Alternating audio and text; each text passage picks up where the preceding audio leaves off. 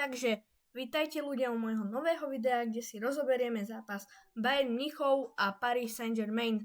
Bolo to semifinále Ligy majstrov, hralo sa doma v Bayerne Allianz Arene, takže môžeme si ten zápas rovno rozobrať. Každopádne, chcel som vám povedať, že prepáčte, že som dlho nenatáčal, lebo nebol som aktívny, ale už budú videá, to prisahám, sľubujem, áno, lebo som nebol aktívny, mal som veľa práce, povinností, chorý som bol, takže všetko takéto, tak prepáčte, že sa ospravedlňujem, môžeme sa rovno vrhnúť na video. Takže nám začal zápas a hneď v 3. minúte prišiel gól od Ousmana Dembélého a dával, a to celkové skóre bolo 6-4, takže 1-0 pre Paríž bolo. A Dembélé skóroval.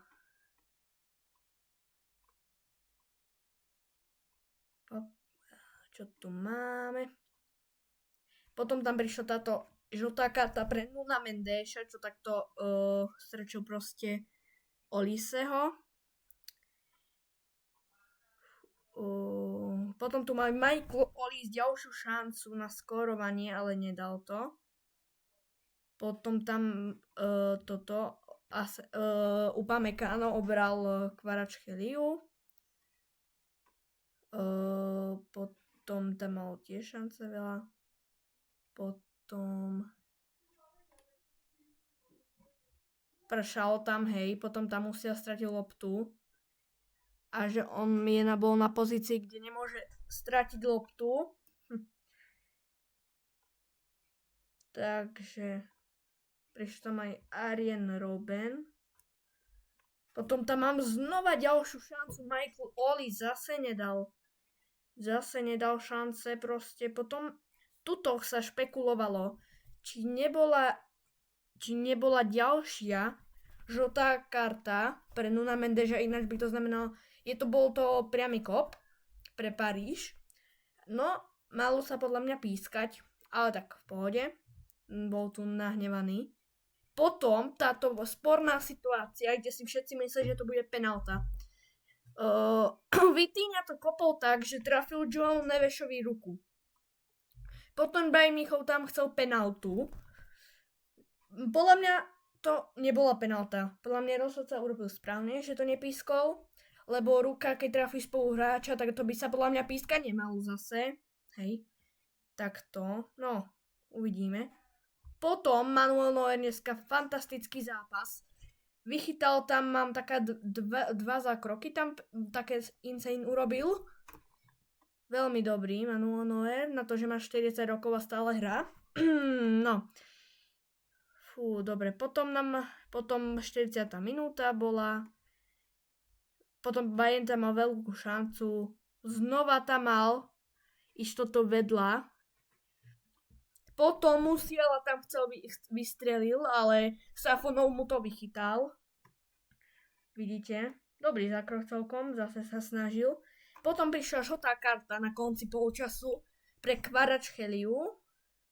A potom polčas bol 1-0, 1 bodový náskok, celkové 6-4 pre Paríž.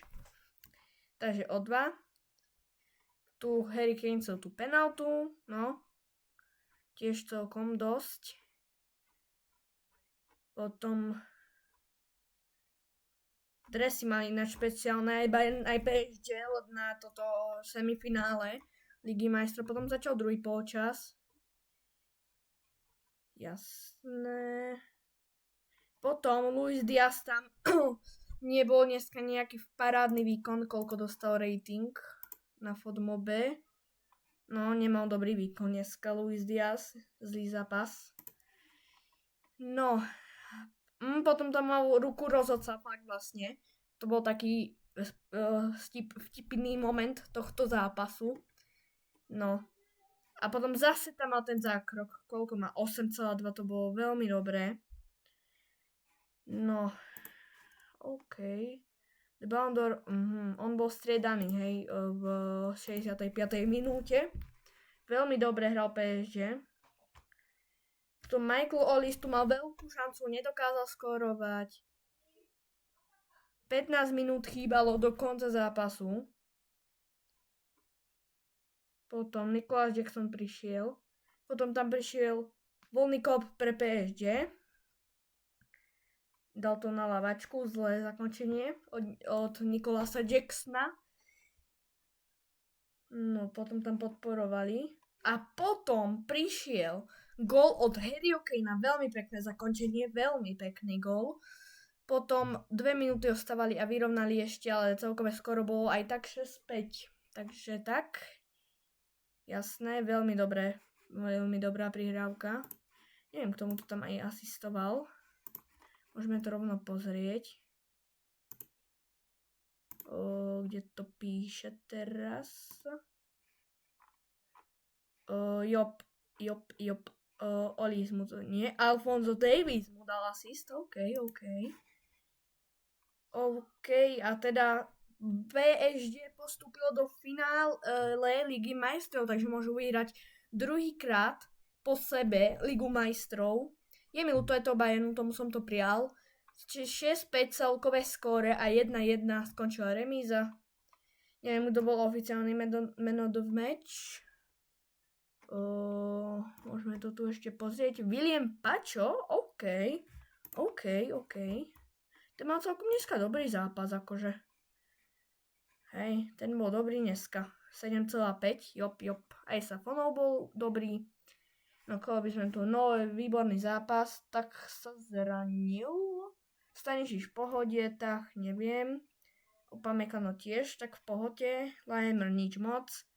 Kimmich nič moc. Pavlovič nič moc. Luis Diaz dneska nič moc. Fakt, zlý výkon. Musiala OK, tam mal pár striel. Olis, výborný výkon, no. Dal ani asistenciu, nedal, no neviem, ale pár tam povaril tých spoluhráčov. Kane dneska výborný zápas, dal gól, takú peknú strelu, ktorú nemal šancu Safonov vychytať. Potom Zaire Emery OK, Marquinhos Pacho výborný zápas, Safonov tiež výborný zápas, Mendes OK, Ruiz OK, Vitina nič moc, Neves nič moc, Dube tiež nič moc, Dembus dal gól, OK, Kviča Kvaratskhelia ako man of the match na FODMobe, OK, to ma prekvapilo. Potom tam ešte z lavičky prišiel Barcola, Lucas Beraldo, Lucas Hernandez a Majulu. A Alfonso tam mal tú jednu asistenciu a Kim, dobre, nechápem.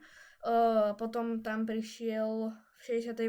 minúte a 79. prišiel Nicholas Jackson a Lennart Karl, OK, tam prišiel už na záverečné minúty. No tak môžete mi napísať do komentárov, ako sa vám tento zápas páčil a kto si myslíte, či vyhrá Arsenal alebo Paríž.